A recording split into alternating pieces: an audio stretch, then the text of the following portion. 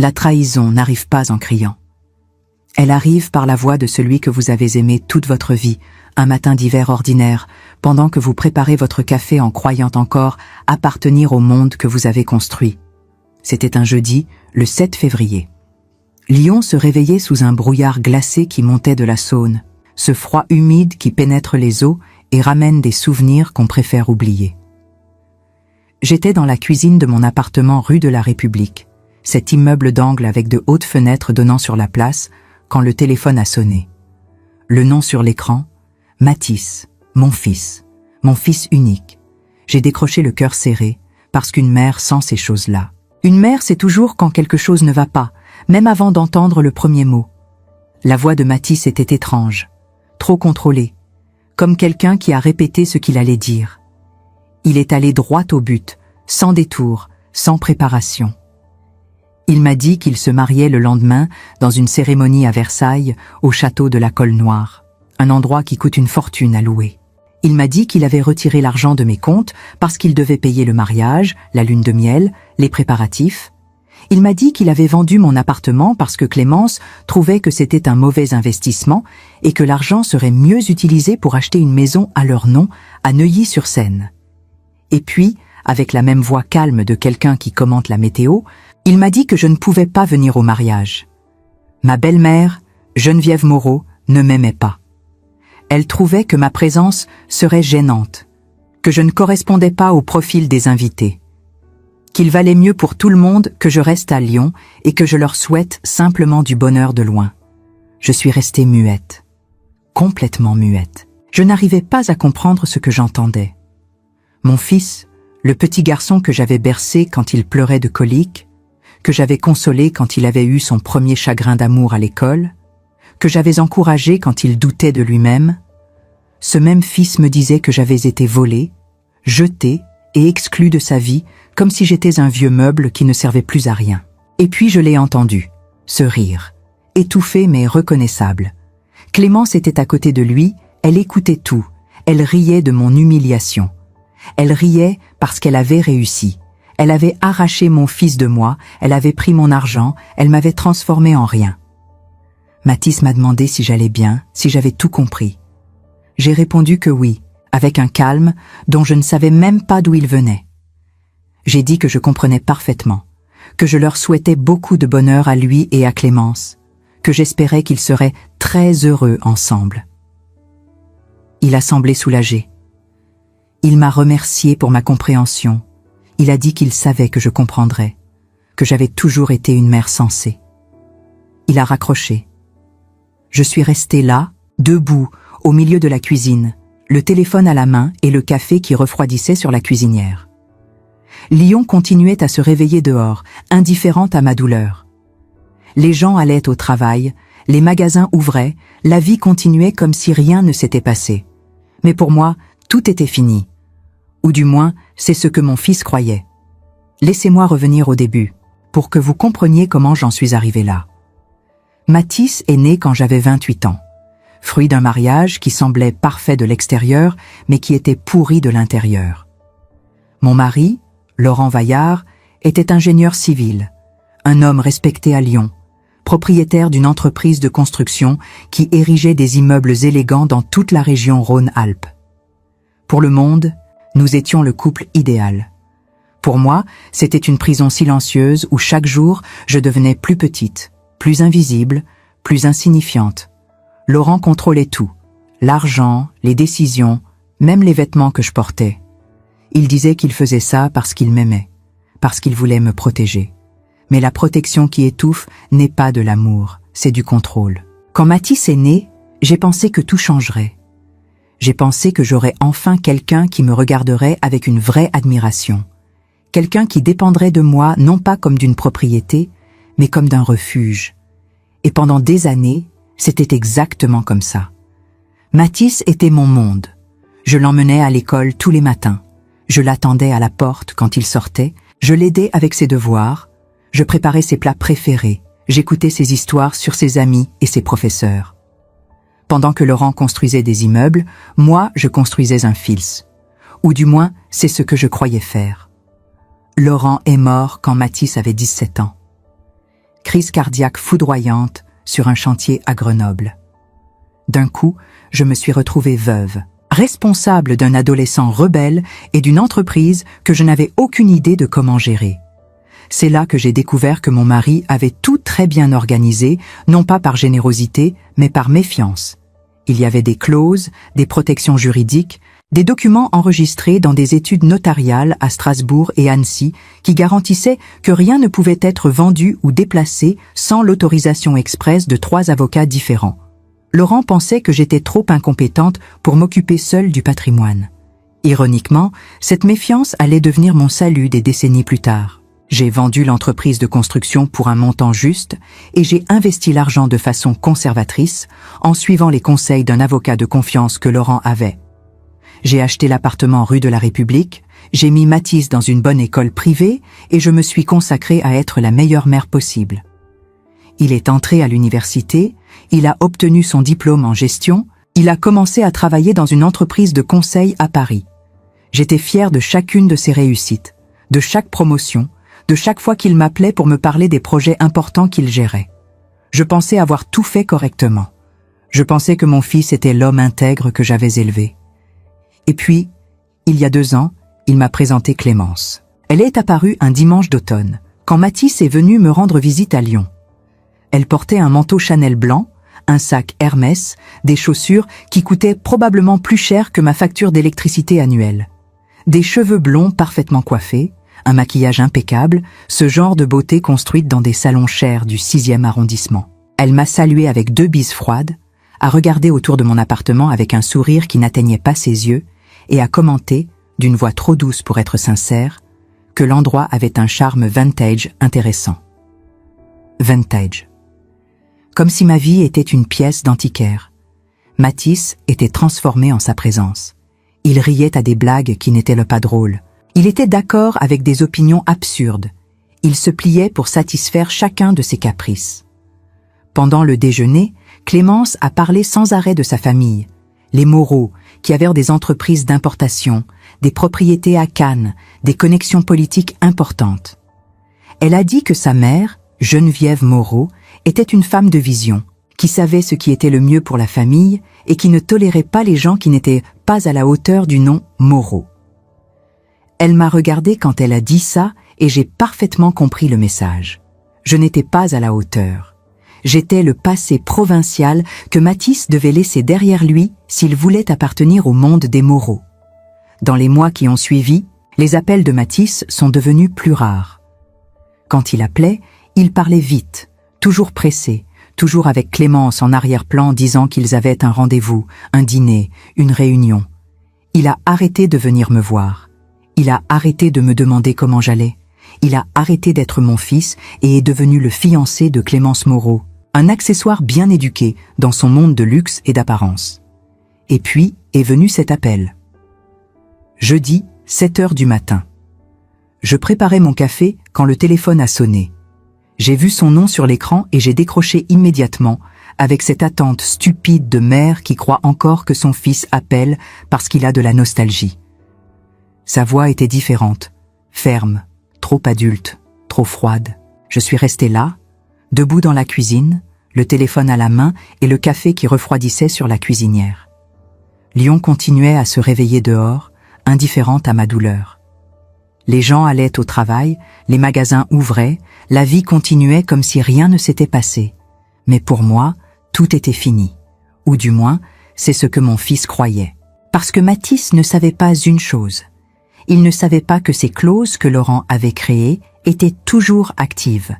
Il ne savait pas que pour vendre l'appartement ou retirer l'argent des comptes principaux, il fallait la signature de 3 avocats et mon autorisation express, reconnue par un notaire.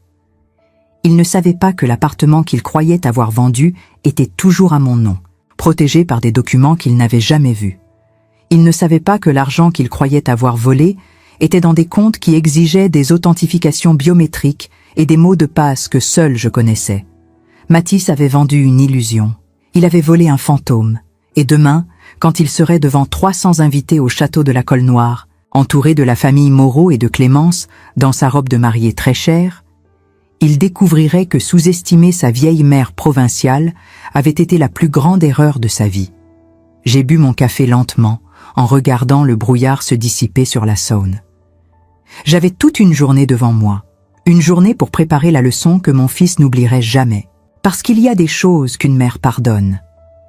Mais la trahison n'en fait pas partie. Si vous aussi, vous avez déjà senti que vous avez été jeté par ceux que vous aimiez le plus, que votre histoire a été effacée comme si elle n'avait jamais compté, laissez un like sur cette vidéo. Et dites-moi dans les commentaires d'où vous regardez. Votre présence ici compte déjà beaucoup pour moi, parce que je sais que vous comprenez exactement ce que je ressens. Le lendemain matin, je me suis réveillée avec une clarté d'esprit que je n'avais pas ressentie depuis des années. Lyon était encore plongé dans la brume hivernale, mais à l'intérieur de mon appartement, tout était lumineux, net, précis. J'avais passé la nuit précédente au téléphone avec Maître Rousseau, l'avocat qui avait géré les affaires de Laurent et qui, par loyauté envers mon défunt mari, avait continué à veiller sur mes intérêts juridiques au fil des décennies. Cet homme de 70 ans, avec sa voix posée et son expérience inébranlable, avait écouté mon histoire sans m'interrompre une seule fois. Quand j'eus terminé, il y eut un long silence. Puis il dit simplement que justice serait faite, que les documents étaient en ordre et que Mathis allait apprendre une leçon qu'il n'oublierait jamais. Je me suis habillée avec soin ce matin-là. Pas pour impressionner, mais pour me sentir forte. Une robe bleu marine que j'avais achetée des années auparavant pour un mariage à Strasbourg, des chaussures confortables mais élégantes, un foulard en soie que ma mère m'avait offert avant de mourir. Je me suis regardée dans le miroir et j'ai vu une femme que j'avais oubliée. Pas la mère dévouée et effacée. Pas la veuve silencieuse. Mais Éléonore Vaillard, née Schaeffer, une femme d'Alsace qui avait survécu à un mariage étouffant, à la perte d'un mari, à des années de solitude, et qui n'allait certainement pas se laisser détruire par un fils ingrat et une belle-fille arrogante. Le mariage était prévu pour 15 heures au château de la Colle-Noire, à Versailles. Un lieu somptueux, avec des jardins à la française, des salons ornés de dorures et de miroirs immenses, le genre d'endroit où l'argent parle plus fort que l'amour. Clémence avait choisi cet endroit pour impressionner, pour montrer à tous que les Moreau appartenaient à un monde à part, un monde où les gens comme moi n'avaient là pas leur place. Maître Rousseau avait organisé tout avec une précision chirurgicale.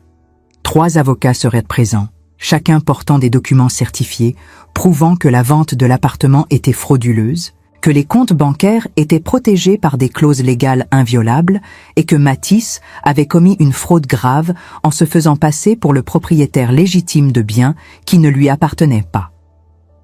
Je suis partie de Lyon à 9 heures du matin, en train. Le TGV filait à travers les paysages enneigés de la Bourgogne, traversait les plaines gelées de l'Île-de-France, et moi, assise près de la fenêtre, je regardais défiler ma vie. Les souvenirs de Mathis enfant, ses premiers pas dans notre jardin à Colmar, ses rires quand je le poussais sur la balançoire, ses larmes quand il tombait et venait se réfugier dans mes bras. Où était passé cet enfant? Quand exactement avait-il cessé de m'aimer pour commencer à me mépriser? Était-ce quand il était parti à Paris? Était-ce quand il avait rencontré Clémence? Ou était-ce bien avant, quand il avait compris que je n'étais qu'une femme ordinaire, sans fortune spectaculaire, sans connexion mondaine, juste une mère qui faisait de son mieux? Arrivé à Paris, j'ai pris un taxi jusqu'à Versailles. Le chauffeur, un homme d'une 50aine d'années avec un accent du sud-ouest, m'a demandé si j'allais à un mariage. J'ai souri et répondu que oui, en quelque sorte. Il a commenté que j'avais l'air calme pour quelqu'un qui se rendait à une fête. Je lui ai dit que le calme était parfois la meilleure arme. Il a ri, pensant que je plaisantais. Je n'ai rien ajouté. Le château de la Colle-Noire était encore plus impressionnant que sur les photos. Les grilles dorées, les allées bordées de statues, les fontaines qui crachèrent de l'eau même en plein hiver. Des voitures de luxe stationnaient partout, des Mercedes, des BMW, des Porsche. Des hommes en costumes impeccables et des femmes en robes de haute couture descendaient et se dirigeaient vers l'entrée principale. Je suis restée un moment à l'écart, observant ce monde auquel mon fils voulait tant appartenir. Un monde de façades brillantes et de cœurs vides.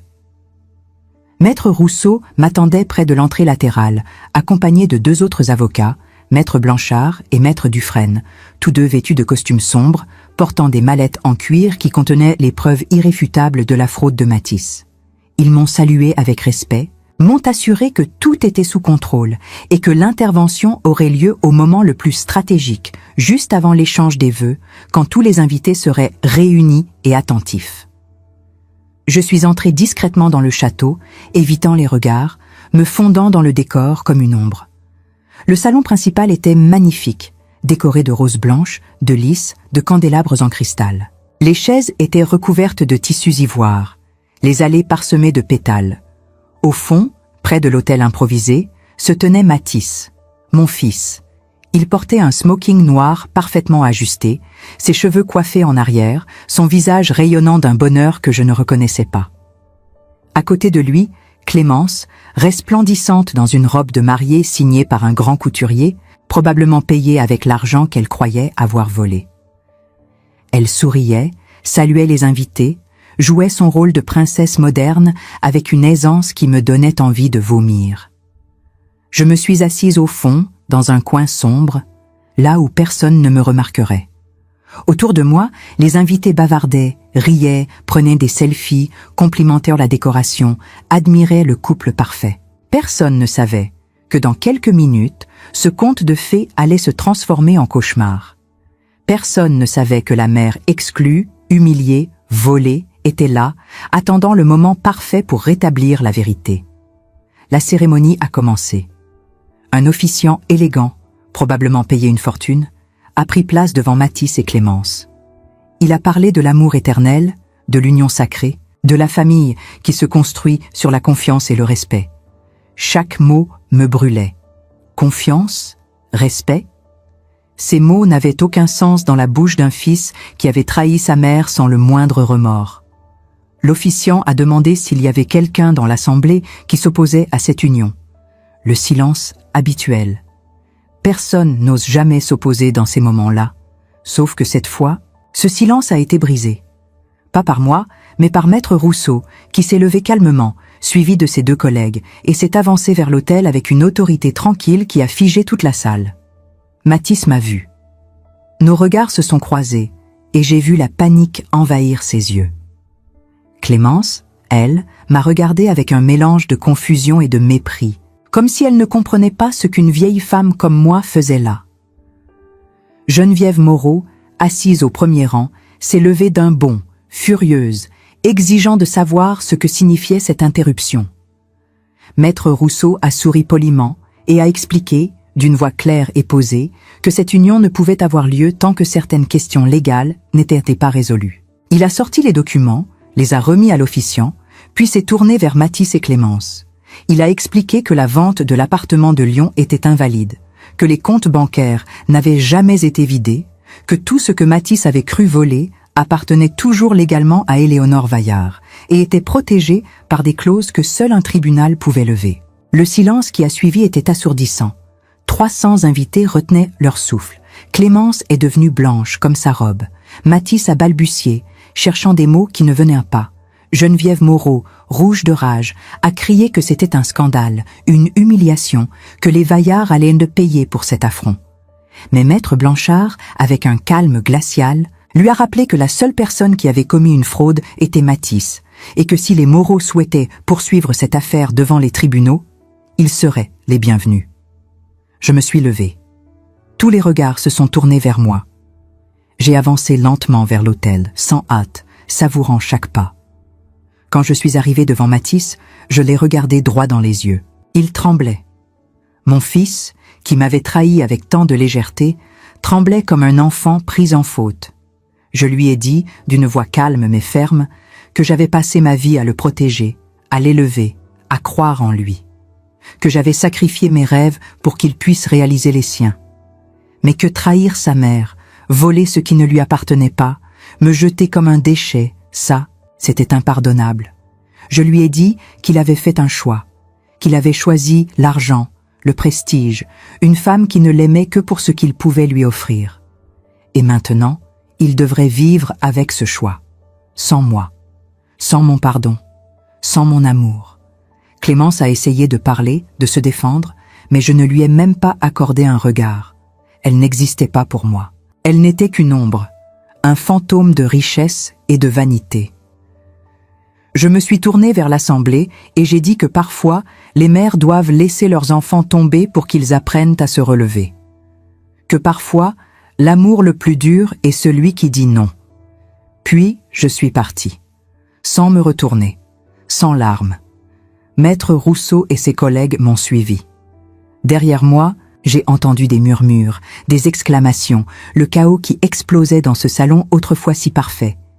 Mais je n'ai pas regardé en arrière. Dehors, la neige avait commencé à tomber doucement sur Versailles. J'ai respiré profondément, sentant le froid pur remplir mes poumons. J'étais libre. Pour la première fois depuis des décennies, j'étais vraiment libre. Les semaines qui ont suivi ont été étranges, silencieuses. Lyon continuait sa vie habituelle. Les rues se remplissèrent de gens pressés. Les cafés accueillaient leurs habitués. La Saône coulait tranquillement sous les ponts. Mais pour moi, tout avait changé.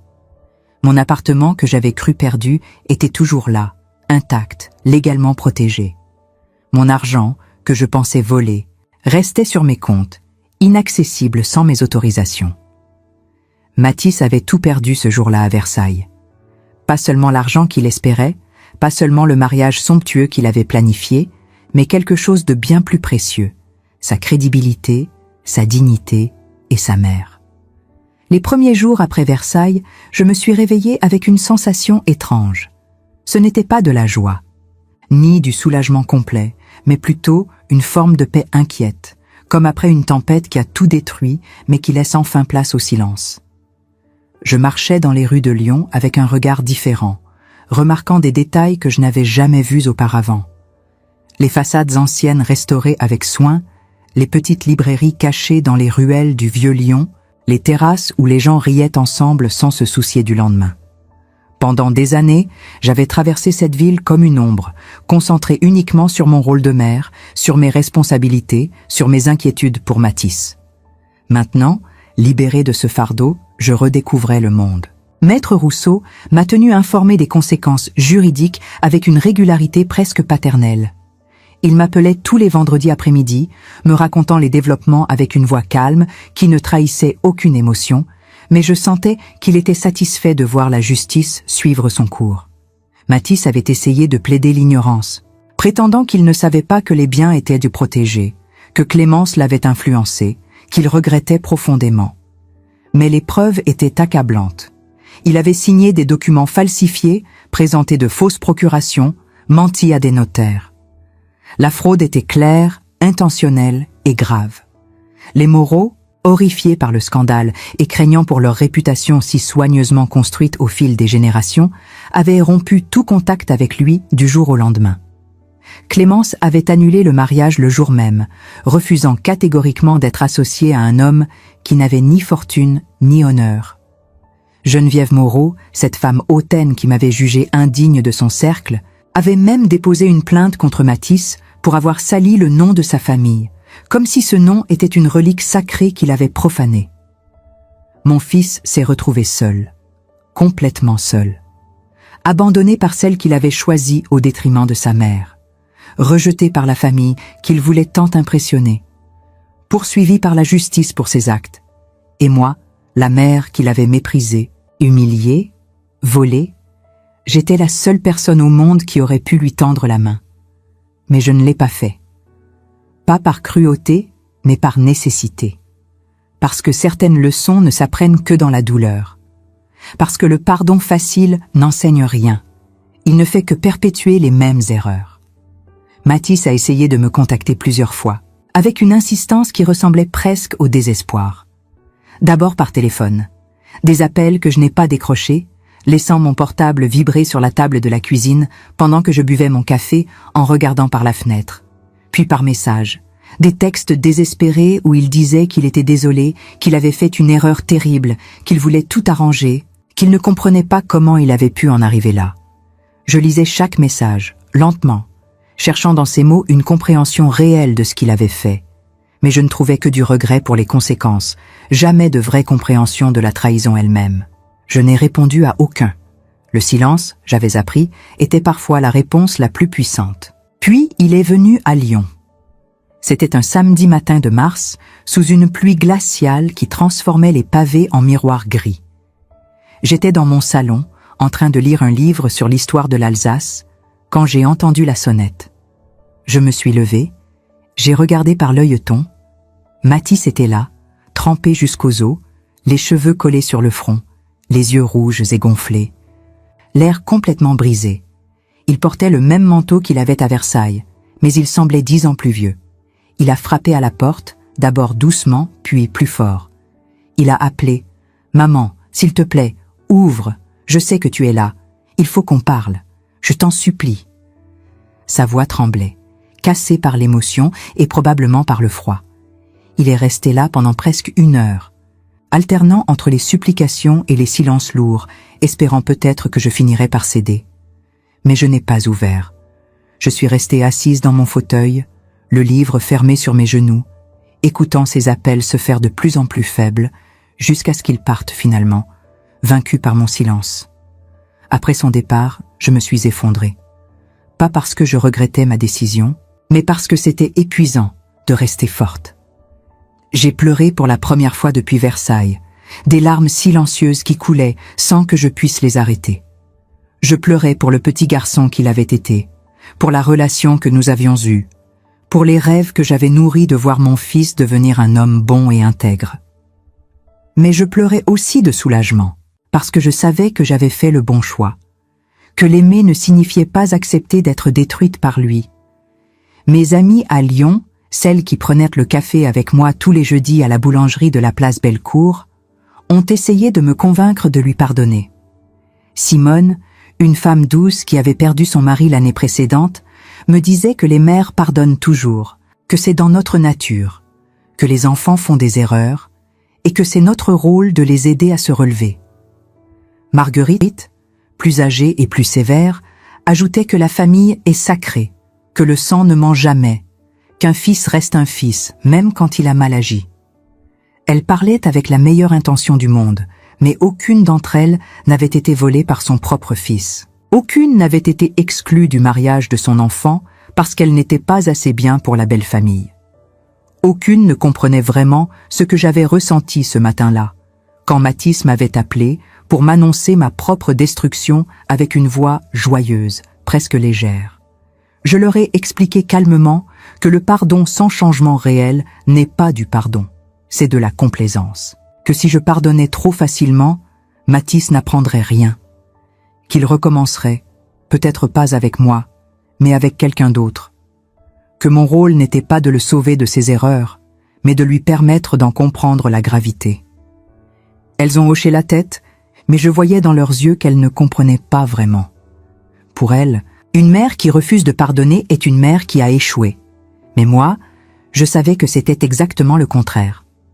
Un jour d'avril, j'ai reçu une lettre. Pas de Mathis, mais de Clémence. Une lettre manuscrite, sur un papier luxueux avec un en-tête gravé en relief, probablement choisi dans une papeterie hors de prix du Marais. Son écriture était élégante et froide, chaque lettre formée avec une perfection qui trahissait des années d'éducation dans des écoles privées prestigieuses. Elle commençait par s'excuser, disant qu'elle n'avait jamais voulu que les choses se passent ainsi, que c'était sa mère, Geneviève, qui l'avait poussée à être dure avec moi, qui lui avait mis dans la tête que j'étais un obstacle à leur bonheur. Elle prétendait que Mathis l'avait convaincue que j'étais d'accord avec tout, que j'avais donné mon consentement pour la vente de l'appartement et le retrait de l'argent. Des mensonges, des justifications pathétiques qui ne tenaient pas debout. Elle terminait en disant qu'elle espérait que je pourrais un jour pardonner, que malgré tout, elle respectait ma force et ma dignité, qu'elle comprenait maintenant qu'elle avait jugé trop vite une femme qu'elle ne connaissait pas vraiment. J'ai lu cette lettre 2 fois, lentement, cherchant une once de sincérité dans ses mots. Mais tout sonnait faux, calculé, comme un exercice de réhabilitation d'image. Clémence ne regrettait pas ce qu'elle avait fait. Elle regrettait d'avoir été démasquée. Je suis allée dans mon salon, j'ai allumé un feu dans la cheminée et j'ai brûlé cette lettre, regardant les mots disparaître dans les flammes, les belles phrases se transformer en cendres. Clémence ne méritait même pas une réponse. Elle avait montré qui elle était vraiment, et aucune lettre élégante ne pourrait effacer ça. 3 mois après le scandale de Versailles, au début de l'été, j'ai reçu une visite inattendue. Maître Rousseau s'est présenté à mon appartement un mardi après-midi, portant un dossier épais sous le bras et une expression grave sur le visage. Je lui ai offert du thé, et nous nous sommes assis dans mon salon, près de la fenêtre d'où on pouvait voir les toits de Lyon s'étendre jusqu'à la colline de Fourvière. Il m'a expliqué que la situation de Matisse s'était considérablement détériorée, qu'il avait perdu son emploi dans l'entreprise de conseil parisienne, que les Moreau avaient lancé une véritable campagne pour détruire sa réputation professionnelle, contactant tous leurs contacts dans le milieu des affaires pour s'assurer que personne ne l'embaucherait jamais. Matisse vivait maintenant dans un studio minable à Montreuil, un quartier difficile de la banlieue parisienne, travaillant comme livreur pour une plateforme en ligne, gagnant à peine de quoi payer son loyer et se nourrir. Il survivait, à peine. Maître Rousseau a sorti des photos du dossier, des photos de Matisse prises récemment, probablement par un enquêteur privé. Mon fils était méconnaissable, amaigri, les traits tirés, des cernes profonds sous les yeux, portant des vêtements usés. Il livrait des repas à vélo sous la pluie, montait des escaliers interminables avec des sacs lourds, dormait probablement très peu. L'avocat m'a regardé avec gravité et m'a demandé ce que je voulais faire. Est-ce que je voulais retirer ma plainte? Est-ce que je voulais lui donner une chance? Est-ce que je voulais intervenir pour l'aider à retrouver un emploi décent? J'ai pris les photos dans mes mains. J'ai regardé longuement le visage de mon fils. Ce visage que j'avais embrassé des milliers de fois quand il était enfant, que j'avais regardé avec fierté quand il avait obtenu son diplôme, que j'avais vu rayonner de bonheur quand il m'avait annoncé son premier emploi. Ce même visage était maintenant marqué par la souffrance, par les conséquences de ses propres choix. Une partie de moi voulait courir vers lui, le serrer dans mes bras, lui dire que tout irait bien, que je le pardonnerais, que nous pourrions recommencer. Mais une autre partie de moi, plus sage, plus forte, savait que ce serait une erreur, que Matisse devait vivre pleinement les conséquences de ses actes pour vraiment comprendre ce qu'il avait fait. J'ai réfléchi longtemps avant de répondre à Maître Rousseau. J'ai bu mon thé lentement, regardé par la fenêtre les nuages passer au-dessus de Lyon, pensé à toutes ces années où j'avais tout donné pour mon fils, et à comment il m'avait jeté sans la moindre hésitation. Finalement, j'ai dit à l'avocat que je ne retirerais pas la plainte, que Matisse devait affronter les conséquences de ses actes devant la justice, que c'était important pour lui, pour moi, pour le principe même de la responsabilité. Mais que je ne le laisserais pas mourir de faim non plus, parce que je n'étais pas comme lui, parce que même trahi, je restais sa mère. J'ai demandé à Maître Rousseau d'ouvrir un compte bancaire au nom de Matisse, un compte simple, sans accès direct pour lui, mais que l'avocat pourrait gérer. J'y ai déposé une somme modeste mais suffisante pour qu'il puisse se nourrir correctement, payer son loyer, avoir accès aux soins médicaux si nécessaire, survivre dignement. Pas pour le sauver, pas pour le réconforter, mais pour qu'il sache que même après tout, sa mère ne l'abandonnait pas complètement. Qu'il y avait une différence fondamentale entre lui et moi. Qu'une mère, même trahie, même blessée au plus profond de son être, reste une mère. Que l'amour maternel ne signifie pas accepter tout, mais signifie continuer à se soucier même quand on a toutes les raisons de ne plus le faire. Maître Rousseau a hoché la tête, respectueux de ma décision. Il a dit que c'était un geste qui montrait ma grandeur d'âme, ma capacité à séparer la justice de la vengeance. Je lui ai répondu que ce n'était pas de la grandeur, c'était de la lucidité. Que Matisse devait apprendre que l'amour ne se vole pas, ne s'exige pas, ne se prend pas pour acquis. Qu'il se gagne, se mérite, se protège avec soin. Que les relations humaines, surtout les plus précieuses, sont fragiles et qu'une fois brisées, elles ne se réparent pas facilement. Les mois ont passé. L'été est arrivé, chaud et lumineux, transformant Lyon en une ville de terrasses animées et de soirées douces au bord de la Saône. J'ai commencé à voyager, à sortir de ma routine, à redécouvrir la France que j'avais négligée pendant des décennies. D'abord, je suis allé à Avignon, où j'avais toujours rêvé d'aller, mais n'avais jamais osé. J'ai marché sur le pont Saint-Bénézet, ce pont légendaire qui ne mène plus nulle part, mais qui reste debout comme un témoignage du temps qui passe. J'ai visité le palais des papes, ces salles immenses et froides qui ont abrité tant de pouvoir et tant d'intrigues. J'ai mangé dans de petits restaurants où personne ne me connaissait et où je pouvais être simplement moi-même, une femme d'un certain âge qui redécouvre le plaisir de vivre. Puis, je suis allée à Annecy, au bord du lac, dans cette ville alpine où l'eau est si claire qu'on peut voir le fond. J'ai loué une chambre dans une petite pension de famille avec vue sur les montagnes et j'ai passé des journées entières à lire, à réfléchir, à me reconstruire pierre par pierre. Je me promenais le long du lac, regardais les cygnes glisser sur l'eau, m'asseyais sur des bancs pour observer les familles, les couples, les enfants qui jouaient sans se soucier du lendemain. Et petit à petit, j'ai senti quelque chose en moi se transformer. La colère s'estompait, laissant place à une forme de sérénité que je n'avais jamais connue auparavant. Pour la première fois de ma vie, je n'étais ni la fille de quelqu'un, ni la femme de quelqu'un, ni la mère de quelqu'un. J'étais Éléonore. Juste Éléonore. Et cette simplicité était libératrice, presque enivrante. Je découvrais qui j'étais vraiment, au-delà de tous les rôles que j'avais joués, de toutes les attentes que j'avais essayé de satisfaire. Un après-midi à Annecy, alors que je prenais un café dans une petite terrasse près du canal, une femme s'est assise à la table voisine. Elle avait à peu près mon âge, peut-être un peu plus, des cheveux gris coiffés en chignon élégant, un visage doux marqué par les années, mais aussi par une forme de dignité tranquille. Nos regards se sont croisés, nous avons échangé un sourire poli, et puis, naturellement, nous avons commencé à discuter. D'abord de choses banales, le temps magnifique, la beauté du lac, les touristes qui envahissaient la ville en été. Puis, progressivement, la conversation est devenue plus profonde, plus intime. Elle m'a raconté qu'elle s'appelait Hélène, qu'elle vivait à Chambéry, qu'elle aussi avait un fils qui l'avait trahi. Son histoire était différente de la mienne dans les détails, mais identique dans l'essence. Son fils avait épousé une femme toxique qui l'avait progressivement éloigné de sa mère, jusqu'à ce qu'il rompe complètement le contact. Il avait choisi l'argent, le confort, une vie facile au détriment de la femme qu'il avait élevée seule après la mort de son père. Hélène m'a dit qu'elle avait pardonné, qu'elle avait tout accepté, pensant que c'était ce qu'une bonne mère devait faire. Et maintenant, elle vivait dans l'amertume, voyant son fils répéter les mêmes erreurs sans jamais apprendre, la contactant seulement quand il avait besoin de quelque chose, la traitant comme une ressource à utiliser plutôt que comme une personne à aimer. Je lui ai raconté mon histoire, sans rien omettre. La trahison, le vol, l'exclusion du mariage, Versailles, le refus de pardonner.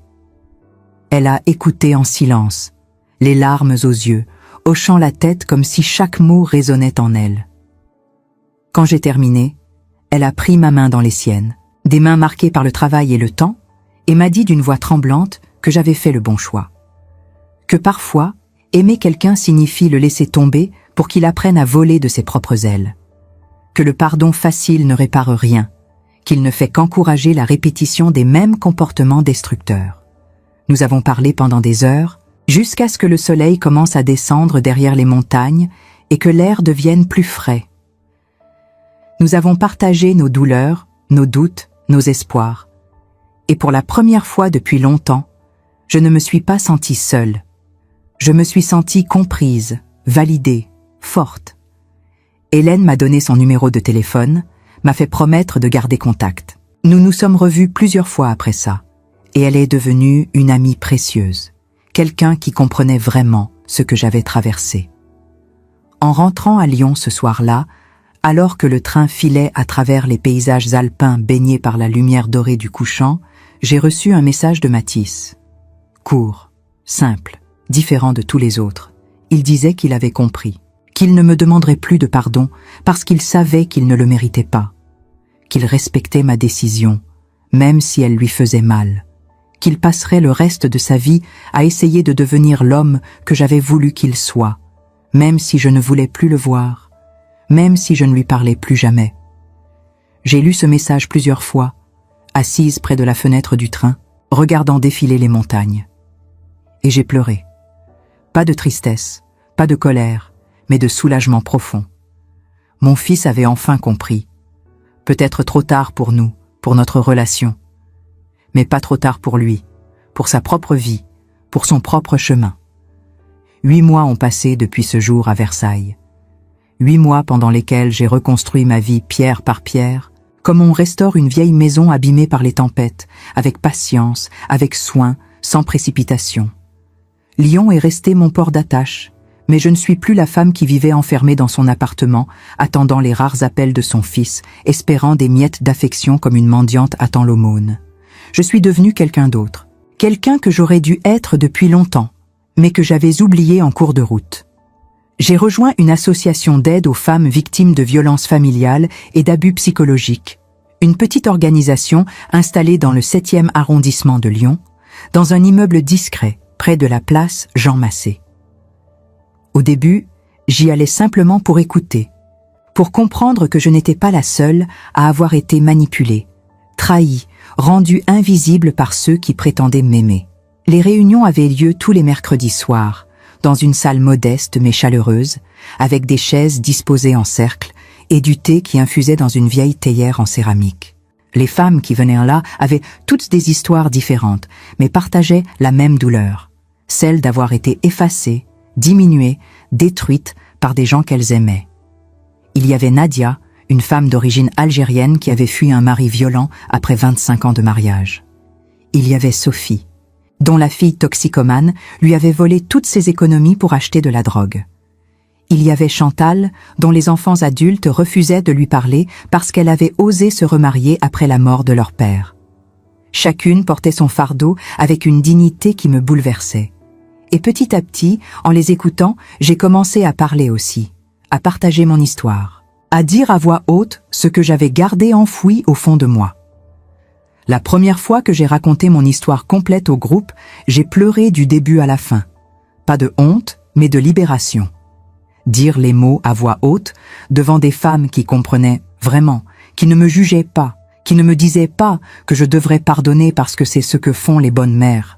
C'était comme enlever un poids écrasant de ma poitrine. Quand j'ai terminé, il y a eu un long silence. Puis, Nadia s'est levée, est venue vers moi, m'a prise dans ses bras et m'a dit simplement « Tu es courageuse.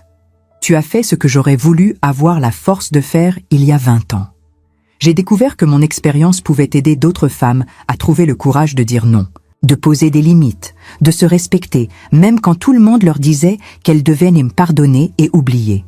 Je suis devenue une sorte de mentor pour certaines d'entre elles, surtout pour les plus âgées qui avaient passé toute leur vie à s'effacer devant leur famille. Je leur racontais comment j'avais résisté, comment j'avais tenu bon même quand Mathis était venu frapper à ma porte sous la pluie, comment j'avais choisi ma dignité plutôt que son confort. Et je voyais dans leurs yeux quelque chose s'allumer, une étincelle d'espoir, la compréhension qu'elles aussi méritaient le respect. L'association organisait aussi des ateliers de développement personnel, de gestion financière, de droit juridique. J'y ai appris des choses que j'aurais dû savoir depuis longtemps. Comment protéger légalement ses biens? Comment reconnaître les signes de manipulation psychologique? Comment établir des limites saines dans les relations familiales? Ces connaissances m'ont rendue plus forte, plus consciente, plus capable de me défendre. Mathis a tenu parole. Il ne m'a plus contacté directement après ce dernier message qu'il m'avait envoyé depuis le train. Mais j'ai appris, par Maître Rousseau qui continuait à me tenir informée avec une régularité bienveillante, qu'il avait radicalement changé de vie. Qu'il avait quitté Paris, cette ville qu'il avait transformée en quelqu'un que je ne reconnaissais plus, et qu'il s'était installé à Chambéry, au pied des Alpes. Il travaillait maintenant comme apprenti menuisier dans un petit atelier familial, fabriquant des meubles de ses mains, gagnant modestement sa vie, vivant simplement dans un studio près du lac du Bourget. L'avocat m'a raconté que Mathis se levait tous les matins à 6 heures, prenait son vélo pour aller à l'atelier, travaillait avec acharnement jusqu'au soir, apprenant un métier manuel qui n'avait rien à voir avec son diplôme en gestion d'entreprise. Il avait rompu tout contact avec Clémence et les Moreau, effaçant complètement cette période de sa vie comme on arrache une page pourrie d'un livre. Il suivait une thérapie avec un psychologue à Aix-les-Bains 2 fois par semaine pour comprendre comment il en était arrivé là, comment il avait pu trahir la personne qu'il aimait le plus au monde, comment il avait pu échanger l'amour sincère de sa mère contre l'illusion de richesse et de statut social. Cette transformation ne m'a pas ému au point de courir vers lui, de lui ouvrir mes bras, de lui dire que tout était pardonné, mais elle m'a donné de l'espoir. Pas pour nous, pas pour notre relation qui était peut-être brisée à jamais, mais pour lui, pour sa propre vie, pour son propre chemin. Parce qu'un homme qui reconnaît ses erreurs sans chercher d'excuses, qui accepte la douleur de ses conséquences sans se victimiser, qui travaille sincèrement à devenir meilleur, cet homme-là mérite une seconde chance. Peut-être pas avec moi, mais avec la vie, avec lui-même, avec son propre avenir. Un jour de mai, alors que les cerisiers fleurissaient le long des quais du Rhône et que Lyon se parait de ses plus belles couleurs printanières, j'ai reçu un colis. Il était arrivé par transporteur spécialisé, soigneusement emballé dans du papier kraft épais, avec des coins renforcés et une étiquette fragile apposée sur chaque face. Pas de nom d'expéditeur, mais j'ai reconnu l'écriture sur l'étiquette.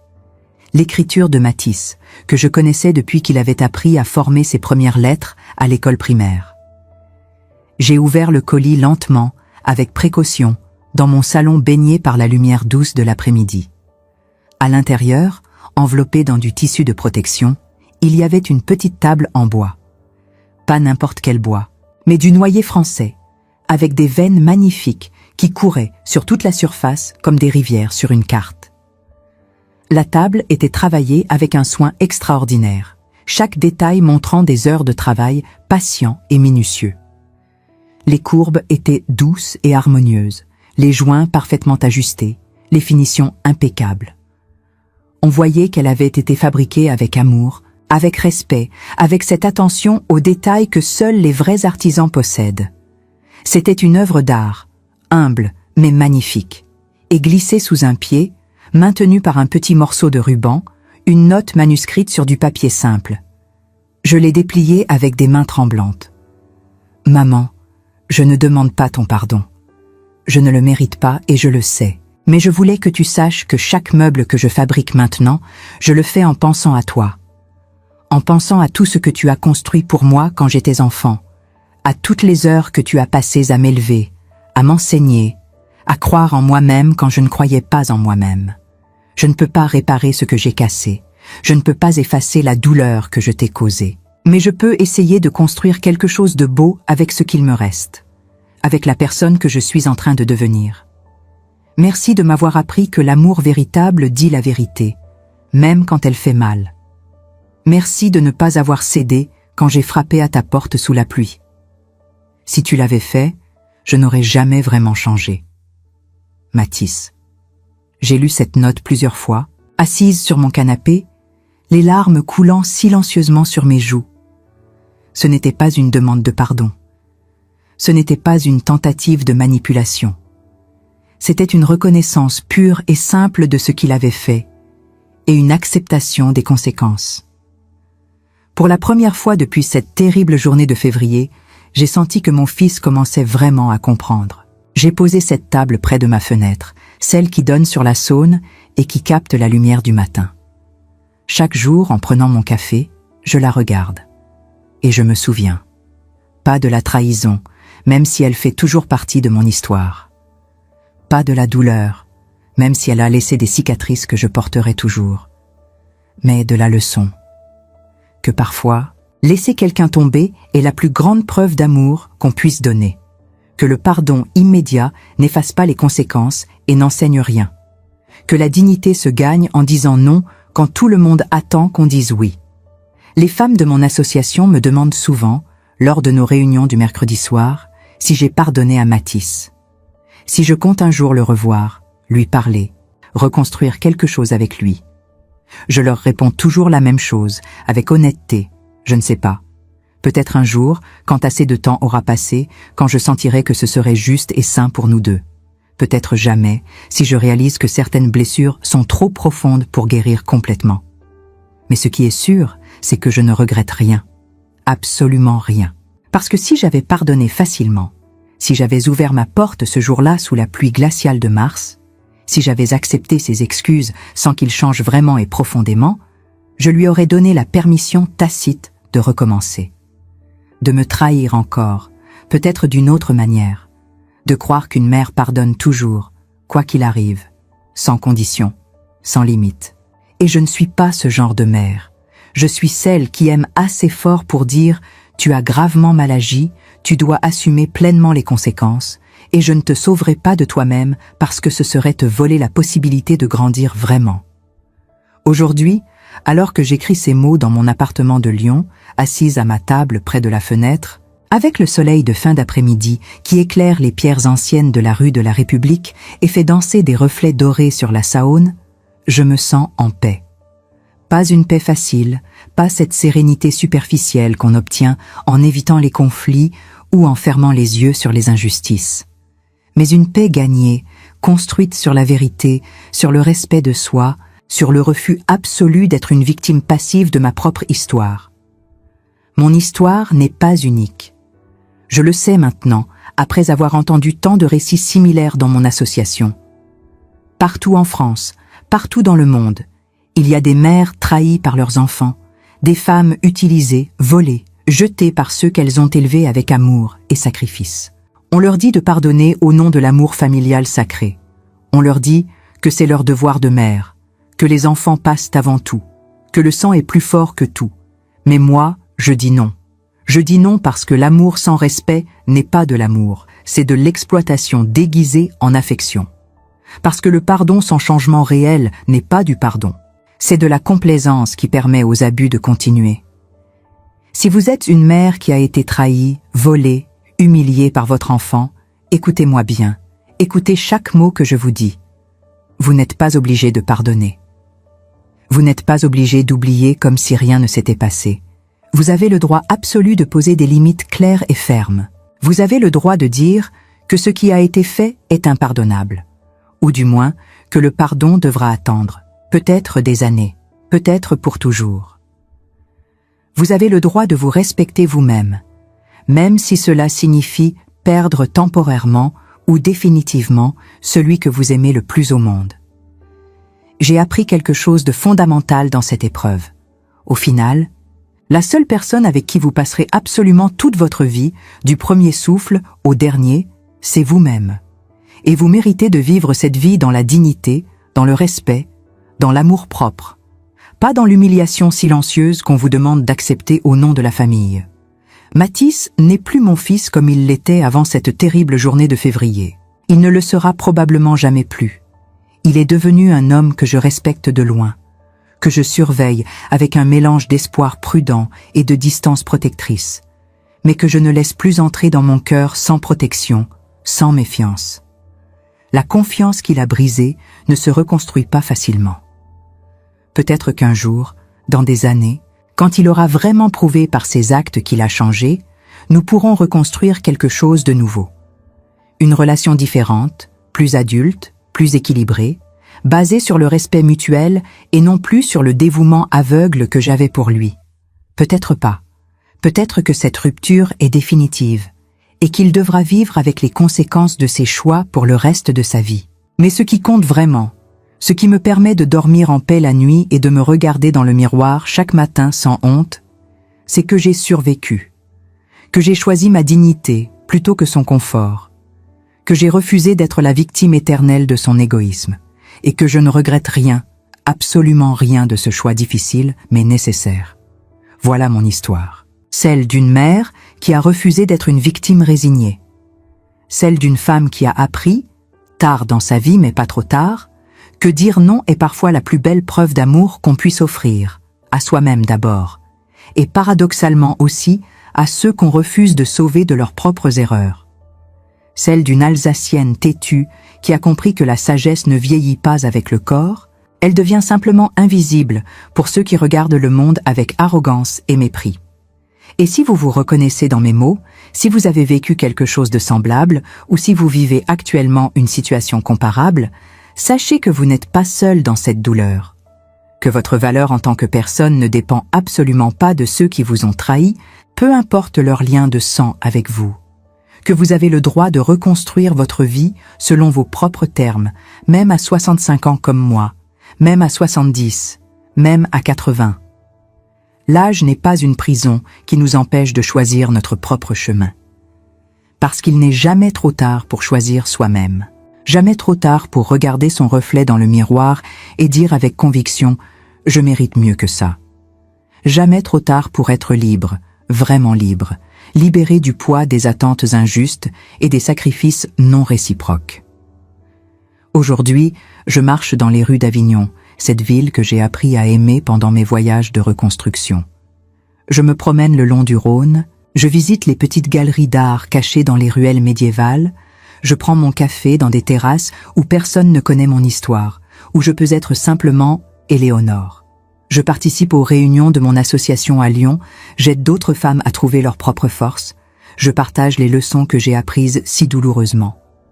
Et je vis. Je vis pleinement, intensément, avec la certitude profonde que j'ai fait les bons choix, même s'ils étaient les plus difficiles. Quelques semaines après avoir reçu la table de Matisse, j'ai pris une décision importante. J'ai écrit une lettre, pas à mon fils, mais à moi-même.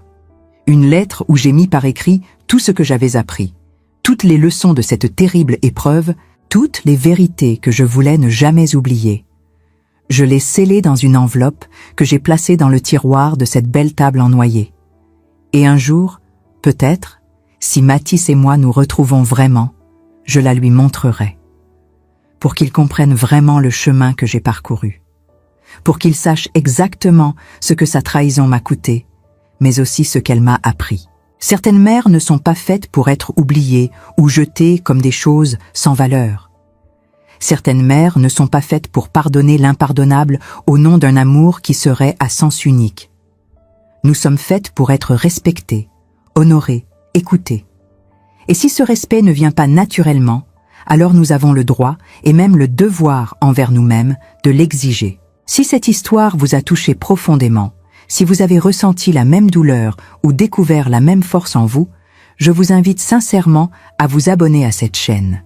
Parce qu'ensemble, nous ne sommes pas des victimes résignées. Nous sommes des survivantes dignes et fortes. Et notre histoire mérite d'être entendue, partagée, transmise à toutes celles qui se sentent seules dans leur combat. Et vous, qu'auriez-vous fait à ma place ce matin glacé de février, quand la voix de votre propre enfant vous a annoncé votre propre destruction avec un calme qui glaçait le sang? Je sais que beaucoup d'entre vous qui m'écoutez en ce moment ont vécu quelque chose de semblable. Peut-être pas exactement dans les mêmes circonstances, mais cette douleur de se sentir jeté, effacé, trahi par ceux qu'on a portés dans son ventre ou élevés comme les siens, cette douleur-là, elle ne ment jamais et elle ne s'oublie pas facilement. Vous savez exactement de quoi je parle, parce que vous l'avez senti, vous aussi. Cette brûlure dans la poitrine quand on réalise qu'on ne compte plus, qu'on est devenu invisible aux yeux de ceux pour qui on aurait donné sa vie sans hésiter. Ce que je viens de partager avec vous n'est pas qu'une histoire parmi tant d'autres. C'est un morceau de ma vie, de mes larmes, de mes nuits blanches où je me demandais si j'avais fait le bon choix en refusant d'ouvrir cette porte sous la pluie. Raconter cela m'a demandé un courage que je ne pensais pas posséder, mais je l'ai fait parce que je sais qu'il y a quelque part, peut-être dans votre salon à Paris, sur votre terrasse à Marseille, dans votre cuisine à Lyon, ou même de l'autre côté de la mer en Algérie, une femme qui a besoin d'entendre qu'elle n'est pas folle de poser des limites, qu'elle n'est pas une mauvaise mère parce qu'elle refuse l'inacceptable. Alors maintenant, je vous pose cette question du fond du cœur. Auriez-vous eu la force de faire ce que j'ai fait? Ou auriez-vous ouvert cette porte? Pardonné trop vite? Accepté l'inacceptable au nom de cet amour maternel qu'on nous dit devoir être inconditionnel? Il n'y a pas de bonne ou de mauvaise réponse. Je le sais bien, chaque histoire est différente et chaque cœur sait ce qu'il peut supporter. Mais j'aimerais sincèrement connaître votre réflexion, votre ressenti, votre vérité à vous. Prenez un instant, juste un instant pour vous. Et dites-moi dans les commentaires ce que cette histoire a réveillé en vous. Dites-moi si vous aussi vous avez vécu cette trahison qui vous a fait douter de tout ce que vous croyiez savoir sur l'amour familial. Dites-moi d'où vous m'écoutez en ce moment même, que ce soit depuis votre fauteuil préféré, depuis votre balcon qui donne sur la ville, depuis cette chambre où vous passez vos après-midi à réfléchir sur ce que la vie vous a apporté. Votre présence ici, votre écoute attentive jusqu'à la fin, Ça compte énormément pour moi parce que ça veut dire que nous partageons quelque chose de profond, quelque chose que beaucoup de gens ne peuvent pas comprendre s'ils ne l'ont pas vécu. Ces commentaires que vous allez laisser, ce ne sont pas juste des mots sur un écran. C'est une communauté de femmes fortes qui se construit, un espace où on peut enfin dire ce qu'on a sur le cœur sans être jugé, sans qu'on nous dise que nous exagérons ou que nous devrions être plus indulgentes. Chaque témoignage que vous partagez peut aider une autre femme qui se sent seule dans sa douleur, qui croit qu'elle est la seule à avoir vécu ça, qui pense qu'elle devrait avoir honte de ne pas pardonner immédiatement. Si mon histoire vous a touché, si elle a fait écho à quelque chose au plus profond de vous, je vous invite de tout cœur à vous abonner à cette chaîne. Parce qu'ici, nous ne sommes pas dans le jugement, nous sommes dans la vérité, dans le partage authentique de nos vies, avec leurs blessures et leurs victoires. Nous sommes des femmes qui avons survécu, qui continuons à nous battre pour notre dignité et qui refusons d'être réduites au silence par ceux qui voudraient qu'on accepte tout sans jamais dire non.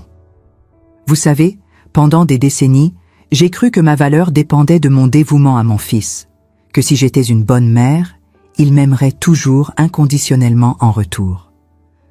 Ce que j'ai appris dans la douleur, c'est que l'amour véritable ne demande pas l'effacement de soi, il demande le respect mutuel.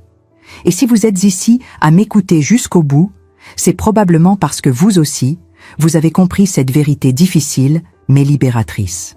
Alors parlez-moi, écrivez-moi, racontez-moi votre propre chemin.